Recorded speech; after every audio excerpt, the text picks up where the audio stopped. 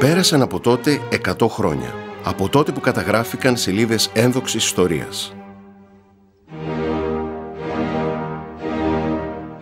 100 χρόνια από τους Βαλκανικούς πολέμους του 1912-13 που έμειναν στη λαϊκή συλλογική μνήμη σαν ένδοξο παραμύθι με πολλή δράση και αίσιο τέλος. Και στην πολιτική και τη διπλωματία σαν άθλος συνένωσης όλων των εθνικών δυνάμεων για την επίτευξη του μεγάλου στόχου. Οι πόλεμοι αυτοί που άλλαξαν το χάρτη των Βαλκανίων χαρακτηρίζονται σαν ο μεγαλύτερος ελληνικός στρατιωτικός άθλος μετά την Επανάσταση του 1821. Οι Βαλκανικοί πόλεμοι αποτελούν στη σύγχρονη ιστορία το λαμπρότερο στρατιωτικό επίτευγμα της Ελλάδας, η οποία κατόρθωσε να διπλασιάσει την έκτασή της και τον πληθυσμό της, ενσωματώνοντας στον εθνικό κορμό συμπαγείς αλήτρωτους ελληνικούς πληθυσμούς. Στους Βαλκανικούς πολέμους φτάσαμε μέσα από σειρά ζυμώσεων, οι οποίες άρχισαν από τα μέσα του 19ου αιώνα, όταν στο ευρύτερο γεωγραφικό περιβάλλον άρχισαν να σημειώνονται μεγάλες ανακατατάξεις.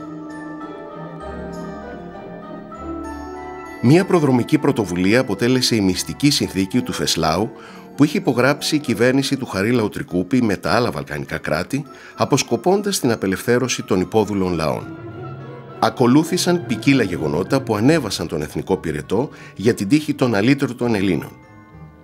Το ανατολικό ζήτημα με την προϊούσα αποσάρθρωση της Οθωμανικής Αυτοκρατορίας, ο πανσλαβισμός του Ρώσου διπλωμάτη Ιγνάτιεφ, το σχίσμα της Βουλγαρικής Εκκλησίας και η δημιουργία της Εξαρχίας.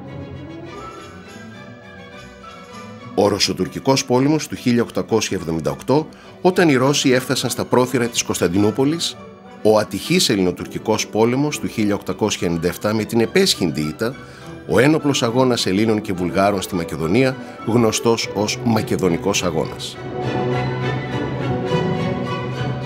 Η Επανάσταση των Νεότουρκων το 1908, ο αναβρασμός στην αυτόνομη ακόμα Κρήτη και άλλα γεγονότα συνέβαλαν αποφασιστικά στη σύμπηξη του Βαλκανικού μετώπου, το οποίο με πρωτοβουλία του Ελευθέριου Βενιζέλου διαμορφώθηκε σε ένα ενιαίο αμυντικό σύμφωνο Ελλάδας-Βουλγαρίας, Σερβίας-Ρουμανίας και Μαυροβουνίου εναντίον της Οθωμανικής Αυτοκρατορίας.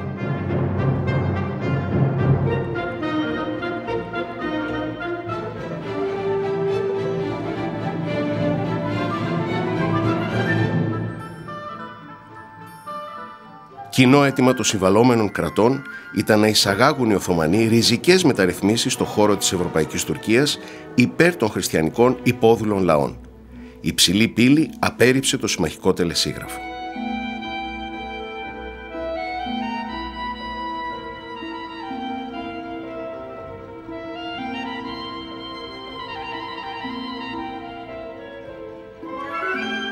Έτσι, στις 25 Σεπτεμβρίου 1912, το Μαυροβούνιο κήρυξε τον πόλεμο εναντίον της Τουρκίας. Ακολουθούν στις αρχές Οκτωβρίου η Ελλάδα, η Βουλγαρία και η Σερβία. Στη Βουλή των Ελλήνων, στις 5 Οκτωβρίου 1912, ο Υπουργός Εξωτερικών Λάμπρος Κορομιλάς αναγγέλει: «Το ελληνικό κράτος, εξ συμφώνου προς την Βουλγαρία και την Σερβία, του Μαυροβουνίου προηγηθέντος, κήρυξε χθες τον πόλεμον κατά της Τουρκίας». Τη σοβαρότητα της στιγμής διακόπτουν κατά την περιγραφή των πρακτικογράφων της Βουλής χειροκροτήματα ραγδαία εκ της αιθούσης και των ακροατηρίων.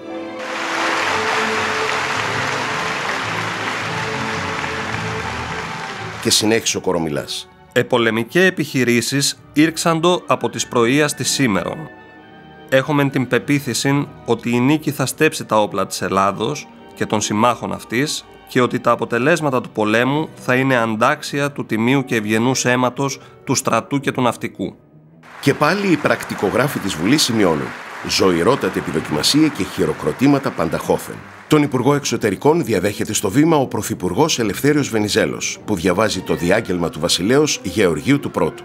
Ο βασιλεύς Γεώργιος ο Πρώτος, στο διάγγελμά του, τόνιζε μεταξύ άλλων: «Η Ελλάς, πάνωπλος μετά των συμμάχων της εμπνεωμένων, υπό των αυτών αισθημάτων και συνδεωμένων διακοινών υποχρεώσεων, αναλαμβάνει τον ιερόν αγώνα του δικαίου και της ελευθερίας των καταδυναστευομένων λαών της Ανατολής». Η επιστράτευση είχε γίνει μέσα σε κλίμα γενικού ενθουσιασμού.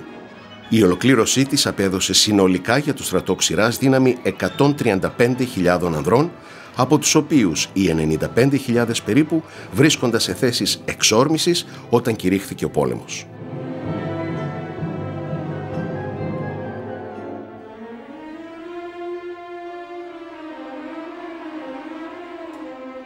Ο ελληνικός στρατός άρχισε την προέλασή του στις 5 Οκτωβρίου 1912 στη Θεσσαλία.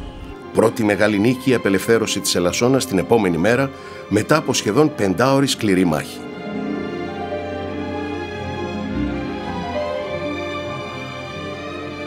Ο Στυλιανός Γονατάς στα απομνημονεύματά του σημειώνει: «Μόλις κατήλθομεν στην Πεδιάδα, εδέχθημεν τους πρώτους εχθρικούς κανονιοβολισμούς εκ μακράς αποστάσεως. Ήτο το πρώτον βάπτισμα του πυρός. Η προέλαση σε γένετο ως ανεπρόκειτο περί ασκήσεων. Η τουρκική αντίσταση σε Κάνθη και μετά από αγώνα, ο οποίος διήρκεσεν από τις 9ης πρωινής έως τις Δευτέρας μεσημβρινής, εισήλθομεν διελθόντες δια Τσαριτσάνης, κομμοπόλος εντελώς ελληνικής, εις Ελασσόνα.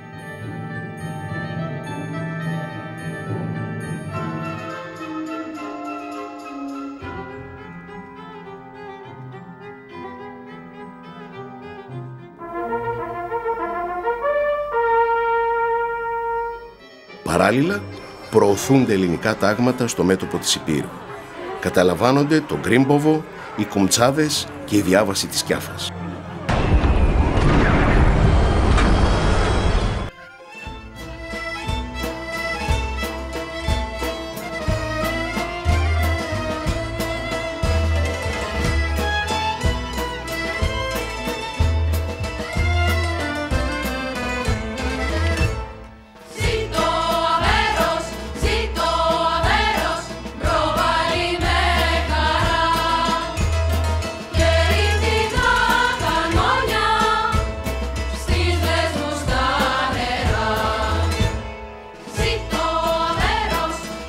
Ο στόλος με επικεφαλή στο θωρηκτό Αβέροφ απέπλευσε από το Φάληρο, ενώ η ναυτική μοίρα του Ιωνίου Πελάγους εισήλθε στον Αμβρακικό κόλπο και στο λιμάνι της Βόνιτσας. Στις 12 Οκτωβρίου καταλαμβάνει τη Λίμνος με τη στρατηγική της θέση απέναντι στα στενά των Δαρδανελίων.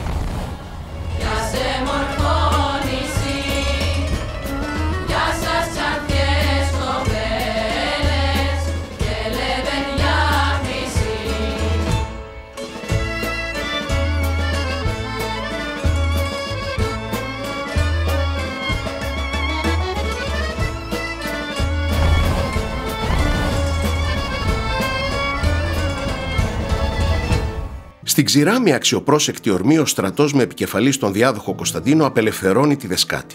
Στα οχυρωμένα στενά του Σαρανταπόρου συναντά ισχυρή αντίσταση των Τούρκων με πυροβολικό. Η σφοδρή μάχη της 9ης και 10ης Οκτωβρίου ήταν αποφασιστική. Η υποχώρηση των εχθρικών δυνάμεων ανοίγει το δρόμο προς τη Δυτική Μακεδονία.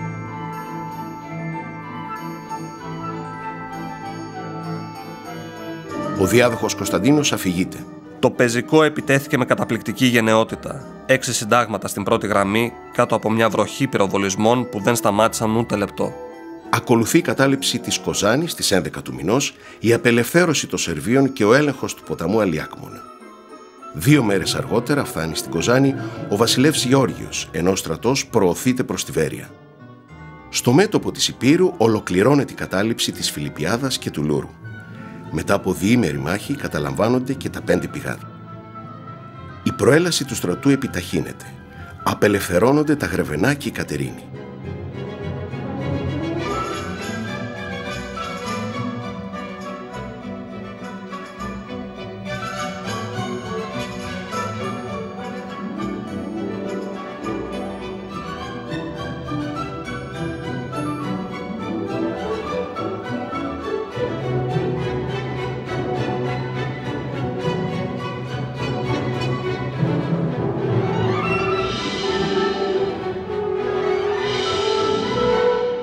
Η 12η Οκτωβρίου 1912 είναι μια ημέρα σημαδιακή. Σημαδιακή γιατί από εκεί αρχίζουν οι πρώτες προστριβές του αρχιστράτηγου Κωνσταντίνου με τον πρωθυπουργό Ελευθέριο Βενιζέλο. Η κυβέρνηση, έχοντας εξακριβωμένες πληροφορίες από τον θρακικής καταγωγής στρατιωτικό γιατρό του βουλγαρικού στρατού Φίλιππο Νίκογλου ότι η Βουλγαρία ενδιαφερόταν να προλάβει να μπει πρώτη στη Θεσσαλονίκη, ειδοποιεί τηλεγραφικά τον αρχηγό στρατού στη Θεσσαλία.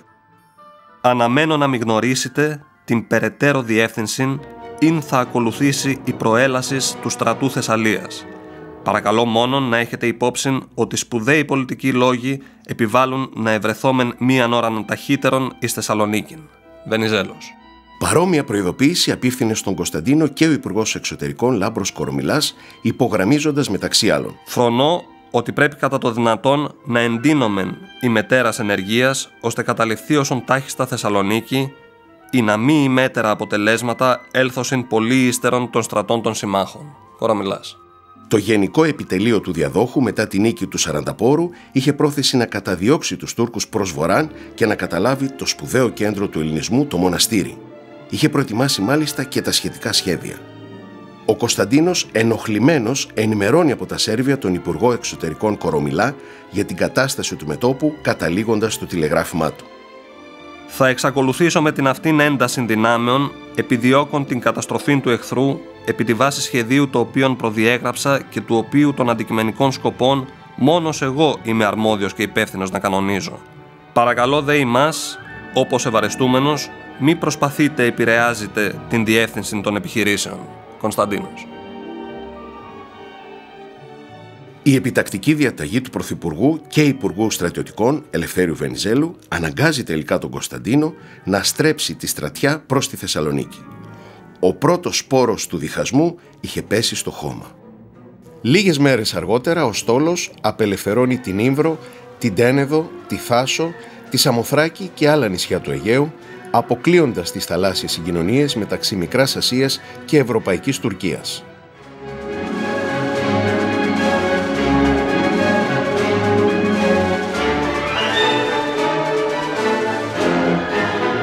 Η χαρά ολοκληρώνεται στις 18 του μηνός με ένα παράτολμο εγχείρημα. Ο Ιδραίος υποπλήρχος Νικόλαος Βότσης διεισδύει απαρατήρητος με το τορπιλοβόλο του στο οχυρωμένο λιμάνι της Θεσσαλονίκης, βυθίζει την τουρκική κανονιοφόρο Φετίχ Μπουλέντ, εκτοξεύοντας 3 τορπίλες στα πλευρά της και διαφεύγει με ασφάλεια. Παράλληλα με το Στόλο, ο στρατός Ξηράς, μετά από μια πεισματική και πολύωρη μάχη, μπαίνει νικητής και στα Γιαννιτσά, ανοίγοντας έτσι το δρόμο προς τη Θεσσαλονίκη. Με ακάθεκτη ορμή προελάβουν οι ελληνικές δυνάμεις και στην Ήπειρο, καταλαμβάνοντας στις 21 του μηνός την Πρέβεζα. Στη Μακεδονία καταλαμβάνουν τη Σιάτιστα, τον Πολύγυρο και προωθούνται προς τη Φλόρινα.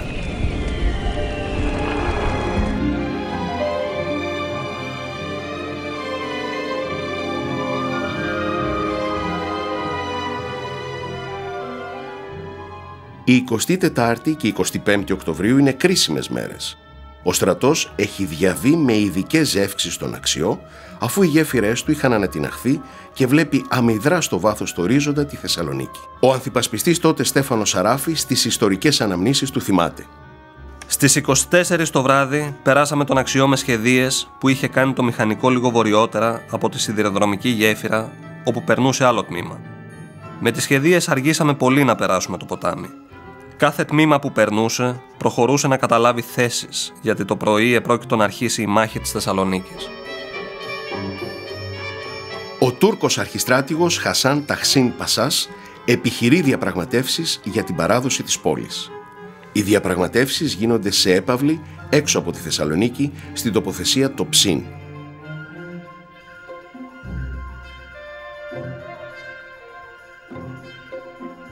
Η αντιπαράθεση Κωνσταντίνου Βενιζέλου συνεχίζεται.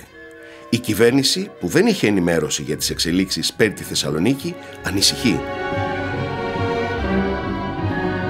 Ο Βενιζέλος τηλεγραφεί στον Κωνσταντίνο: «Παραγγέλλεστε να αποδεχθείτε την προσφερωμένη νημήν παράδοση της Θεσσαλονίκης και εισέλθετε εις αυτήν άνευτινός αναβολής. Καθιστώ ημάς υπεύθυνον δια πάσαν αναβολήν έστω και στιγμής». Βενιζέλος. Ο Κωνσταντίνος απαντά και πάλι ενοχλημένος: «Συναισθάνομαι πλήρως την ευθύνην ειν φέρω και παρακαλώ εις το εξής να μην μη υπομιμνίσκετε τούτο δι' ανδήποτε υπόθεση. Εάν όφιλον ή ου να παραδεχθώ την παράδοση της Θεσσαλονίκης, ήμουν ο μόνος αρμόδιος να κρίνω, ευρισκόμενος επιτόπου και επιβάλλον τους όρους. Απόδειξης δε το επιτευχθέν αποτέλεσμα». Τελικά, η πόλη, η μέρα της εορτής του πολιούχου της Αγίου Δημητρίου, παραδίδεται αμαχητή. Αργά το βράδυ, οι αξιωματικοί του επιτελείου του αρχιστρατήγου, Βίκτορ Δούσμανης και Ιωάννης Μεταξάς, Πηγαίνουν στη Θεσσαλονίκη και υπογράφουν το πρωτόκολλο παράδοσης, το οποίο συνέταξαν στη γαλλική γλώσσα. Την επομένη, οι αντιπρόσωποι του Έλληνα αρχιστράτηγου υπέγραψαν στη Θεσσαλονίκη πρωτόκολλο με το οποίο ρυθμίστηκαν λεπτομέρειες παράδοσης του τουρκικού στρατού και της κατάληψης της πόλης. Το μεσημέρι, μέσα σε θάλασσα λαϊκών πανηγυρισμών, εισέρχονται τα ελληνικά στρατεύματα και καταλαμβάνουν θέσεις μέσα στη Θεσσαλονίκη. Ο διάδοχος εισέρχεται στην απελευθερωμένη πόλη στις 28 Οκτωβρίου. Επακολούθησε δοξολογία στον Ιερό Ναό του Αγίου Μινά. Στη συνέχεια πήγε στο διοικητήριο, όπου δέχθηκε τις αρχές της πόλης. Το πρωί της 29ης Οκτωβρίου, κάτω από ραγδαία βροχή, μπήκε στη Θεσσαλονίκη και ο βασιλεύς Γεώργιος, συνοδευόμενος από τον διάδοχο Κωνσταντίνο και τους πρίγκιπες. Πλήθη λαού με έξαλλο ενθουσιασμό τους υποδέχθηκαν. Και ενώ οι ελληνικές δυνάμεις είχαν ολοκληρώσει την κατάληψη της Θεσσαλονίκης, προς την πόλη σπέβδη, παρά τις σχετικές προειδοποιήσεις, ο Βούλγαρος στρατηγός Θεοδωρόφ, επικεφαλής της 7ης Μεραρχίας. Ακολούθησε σειρά διαπραγματεύσεων και τελικά επετράπη είσοδος 2 μόνον ταγμάτων, με τη δικαιολογία ότι έπρεπε να αναπαυθούν ο διάδοχος του βουλγαρικού θρόνου Μπόρις και ο πρίγκιπας Κύριλλος, που υπηρετούσαν στα τάγματα αυτά. Τα γεγονότα αυτά έδειχναν πως η κατάσταση με τη Βουλγαρία θα προκαλούσε τριβές. Σημαντικές ήταν οι ελληνικές επιτυχίες και στο μέτωπο της Ηπείρου, όπου απελευθερώνονται πόλεις και χωριά με στόχο πάντα την απελευθέρωση των Ιωαννίνων. Ο στόλος απελευθερώνει τους Άγιους 40. Ο στρατός καταλαμβάνει κομοπόλεις και χωριά παρά την αντίδραση που συναντά, όπως για παράδειγμα στο Σιράκο.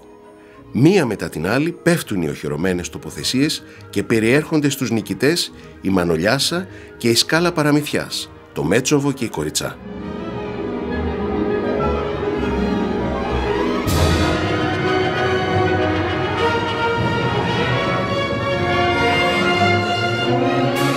Μεγάλη σημασία είναι η εκπόρθηση του ιδιαιτέρως οχυρωμένου Μπιζανίου και η είσοδος του στρατού στα Ιωάννινα.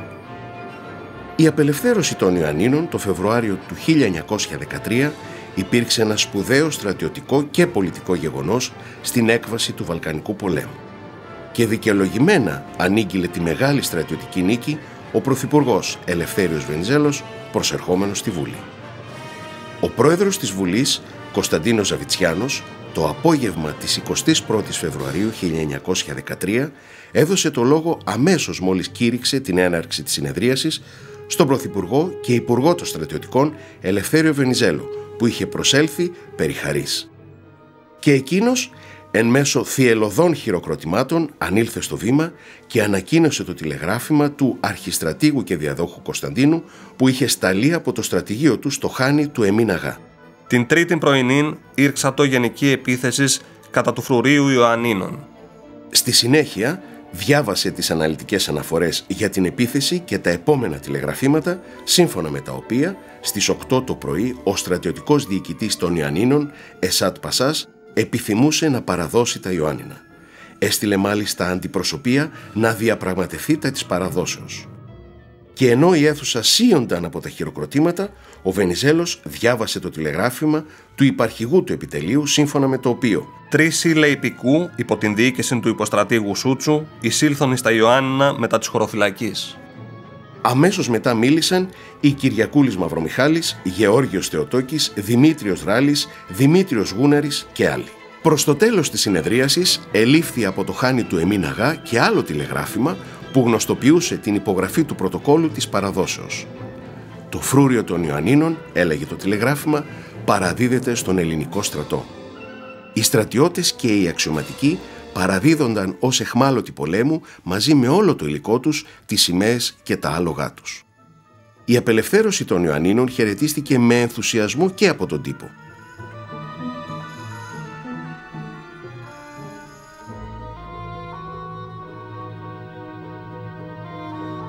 Ο ποιητής Χρήστος Χριστοβασίλης δημοσίευσε ποίημα ειδικά για την περίσταση, αναφέροντας μεταξύ άλλων: «Δεν ήρθε πρώιμα η άνοιξη κι ουδέ το καλοκαίρι. Χαιρόμαστε, χορεύουμε και ψιλοτραγουδούμε, γιατί ελευθερωθήκανε αητέ τα Γιάννηνά της». Ο Γιώργος Σουρής έγραψε στο Ρωμιό ανάλογο ποίημα: «Τα πήραμε τα Γιάννηνα, μάτια πολλά το λένε, όπου γελούν και κλαίνε. Το λένε πουλιά των Γρεβενών και αηδόνια του Μετσόβου. Η συνεδρίαση ελήφθη για να παραστούν οι βουλευτές στη δοξολογία που ετελείτο στη Μητρόπολη των Αθηνών. Η απελευθέρωση των Ιωαννίνων έγινε μετά από πολυήμερη σκληρή πολιορκία των οχυρωμένων θέσεων της ευρύτερης περιοχής κάτω από δυσμενείς καιρικές συνθήκες. Η γενική επίθεση κατά της οχυρωμένης τοποθεσίας του Μπιζανίου άρχισε το πρωί της 20ης Φεβρουαρίου 1913. Οι μαχητές του πρώτου συντάγματος Ευζώνων διακρίθηκαν για τις τολμηρές διεισδύσεις τους. Οι ελληνικές δυνάμεις με διάφορα στρατηγικά τεχνάσματα κατόρθωσαν να παραπλανήσουν τους Τούρκους. Το πυροβολικό έβαλε ασταμάτητα. Στις 11 το βράδυ, ο διοικητής των Ιωαννίνων, Εσάτ Πασάς, αναγκάστηκε να στείλει απεσταλμένους για παράδοση της πόλης.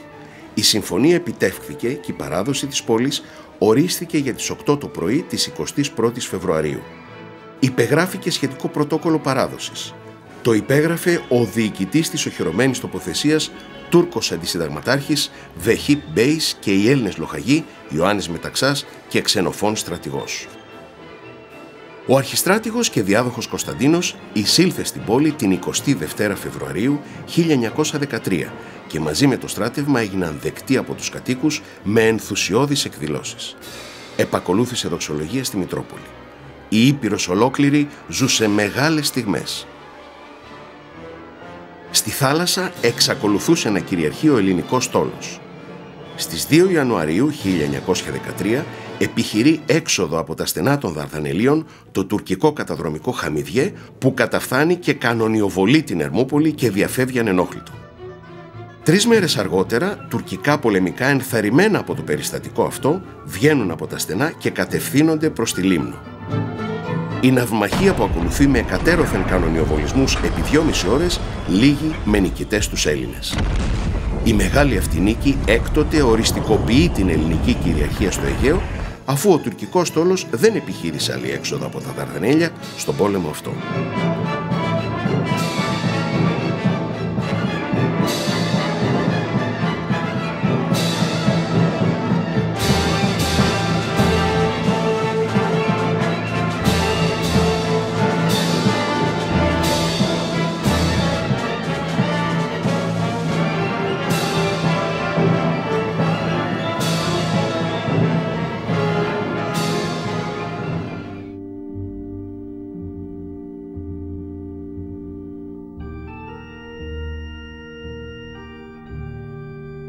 Ένα απρόσμενο γεγονός της 5 Ιανουαρίου ρίχνει βαριά σκιά στα χαρμόσυνα γεγονότα των στρατιωτικών επιτυχιών. Η δολοφονία του βασιλέως Γεωργίου του Πρώτου στη Θεσσαλονίκη το 1913 υπήρξε γεγονός καταλυτικής σημασίας στα ελληνικά πολιτικά πράγματα. Συγκλώνησε το έθνος. Ο Πρωθυπουργός Ελευθέριος Βενιζέλος ανήγγειλε τη δολοφονία στη Βουλή, στην οποία οι βουλευτές προσήλθαν με μέλανα ενδύματα, ενώ οι κυρίες στο θεωρείο ήταν μελανιμονούσες και με μαύρα καπέλα κατά την περιγραφή της εποχής. Ο Βενιζέλος εξέφρασε τη βαθύτατη οδύνη του. Ο βασιλεύς Γεώργιος, πληγής υποδολοφόνου χειρός εν Θεσσαλονίκη χθες το απόγευμα, καθήν στιγμήν επέστρεφε εκ περιπάτου, εξέπνευσε με το λίγα στιγμάς.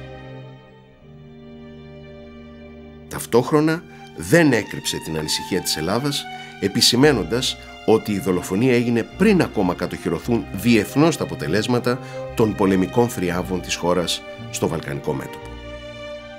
Ο Γεώργιος Θεοτόκης υπογράμμισε ότι δολοφόνος Χίρ έκοψε το νήμα της ζωής του βασιλέως βυθίσασα εις οδύνην και λύπην και εις βαθύτατον πένθος ολόκληρον το έθνος.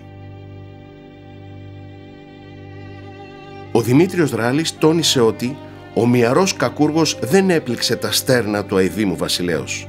Έπληξεν αυτό το έθνος και εν την κακουργία αυτού υπερέβαλεν τον Ηρόστρατον και τον Εφιάλτην. Ο βασιλιάς Γεώργιος ο Πρώτος από τις 29 Οκτωβρίου 1912 είχε εγκατασταθεί μόνιμα στη Θεσσαλονίκη, θέλοντας με τον τρόπο αυτό να υπογραμμίσει με έμφαση την ελληνική κυριαρχία στη Μακεδονία. Η αποτρόπαια δολοφονία έγινε το απόγευμα της 5ης Μαρτίου 1913. Ο Γεώργιος συνήθιζε κάθε απόγευμα να κάνει περίπατο στους δρόμους της πόλης και μάλιστα χωρίς αυστηρά μέτρα ασφαλείας. Εκείνο το μοιραίο απόγευμα, ο άνθρωπος που τον δολοφόνησε, ο Αλέξανδρος Χινάς, καταγόμενος από τις Σέρρες, πλησίασε τον βασιλιά από πίσω και τον πυροβόλησε με περίστροφο. Ο Γεώργιος εξέπνευσε καθοδόν προς το νοσοκομείο. Επικράτησε αναστάτωση. Η κυβέρνηση στην Αθήνα ειδοποιήθηκε αμέσως με τηλεγράφημα. Τα ελαττήρια του Σχοινά δεν διαλευκάθηκαν ποτέ, γιατί λίγες μέρες αργότερα ο δράστης αυτοκτόνησε πέφτοντας από το παράθυρο του διοικητηρίου όπου εκκρατεί το ανακρινόμενος. Για το θάνατο του Γεωργίου αμέσως επικράτησε μια μεταφυσική ερμηνεία συνδεδεμένη με τη δυσιδαιμονία περί τον αριθμό 13. Ο μονάρχης απέφευγε να ορκίζει στις 13 κάθε μηνός κυβερνήσεις και υπουργούς, αλλά και να παίρνει σοβαρές αποφάσεις. Το έτος της δολοφονίας του έλυγε σε 13. Τα χρόνια που βασίλεψε ήταν 49 και η πρόσθεση των αριθμών 4 συν 9 δίνει άθροισμα 13.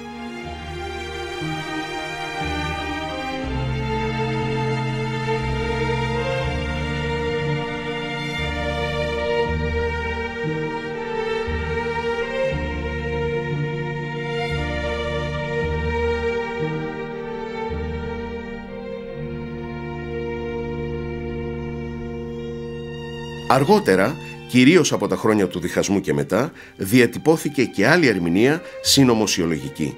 Τη δολοφονία, έλεγαν οι οπαδοί της θεωρίας αυτής, οργάνωσαν οι γερμανικές μυστικές υπηρεσίες για να καταλάβει το θρόνο της Ελλάδας ο διάδοχος Κωνσταντίνος, που θεωρείται φιλικότερα προσκύμενος προς τη Γερμανία, ενώ ο Γεώργιος ήταν αγγλόφιλος.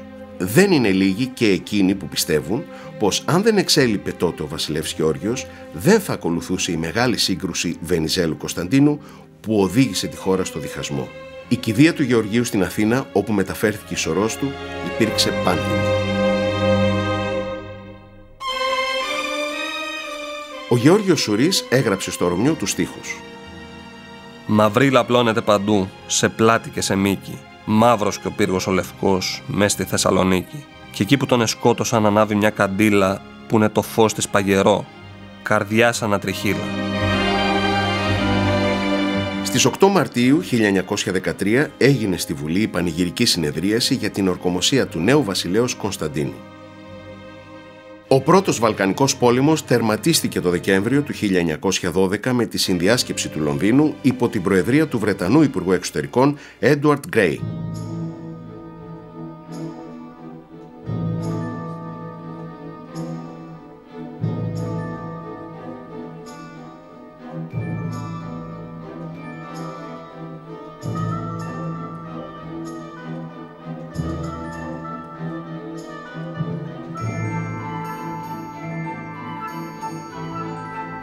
Η Βουλγαρία, αν και της είχε επιδικαστεί η Δυτική Θράκη, διεκδικώντας τη Θεσσαλονίκη,